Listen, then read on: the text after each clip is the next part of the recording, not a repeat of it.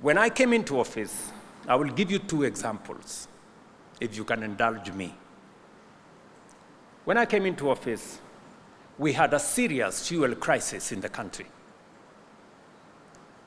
There were queues in our petrol stations. The first lot of people to come to see me, even before I left my former office, were oil marketers. And they told me, Mr. President-elect, we are facing a stock out. We do not have dollars. We have a crisis. And it became my first assignment, maybe baptism by fire, on my first day in office. And we figured out with my team, how do we deal with this?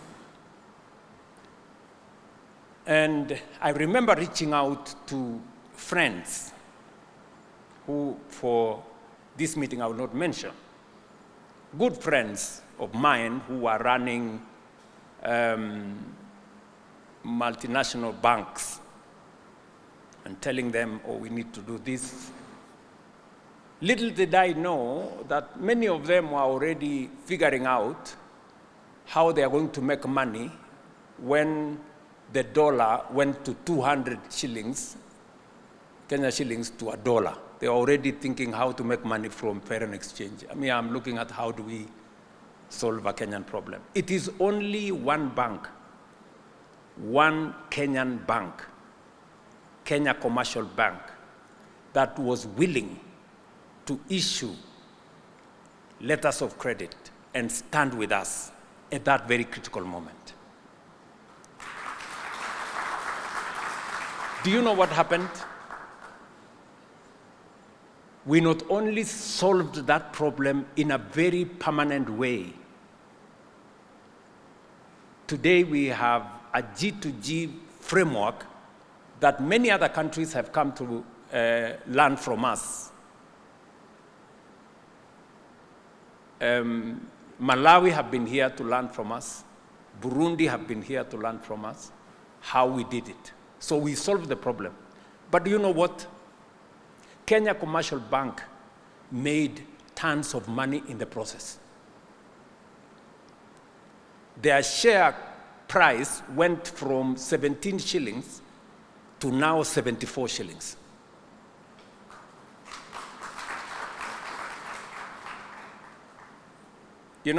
If there was a case for believing in ourselves, Kenya Commercial Bank, being a Kenyan bank, believed in us. We believed in them. The outcome is a win-win. We not only solved our problem, but we built our bank even more. That's one example. Example number two. When I made a proposition to the people of Kenya on a matter that has been with us for a long time, on how do we deal with the challenge of housing.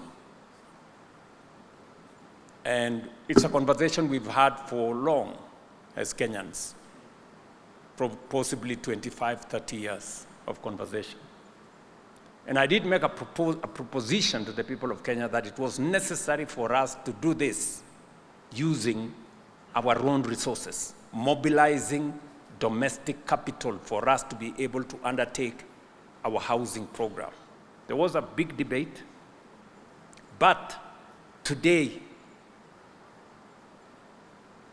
we have done what we couldn't do with money borrowed from this place and that place, talking to this guy and the other guy and one bank and another one.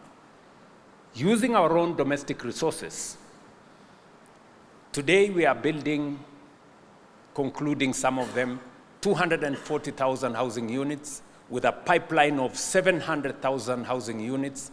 We are building hostels for 180,000 students in our universities and TVETs, and we are building 600 modern markets around Kenya with our own resources. Using a housing fund derived from a housing levy, we have signed contracts for $4 billion. $4 billion. Not a single shilling borrowed from anybody. Domestic resources built by Kenyans, raised from Kenya. Believing in ourselves.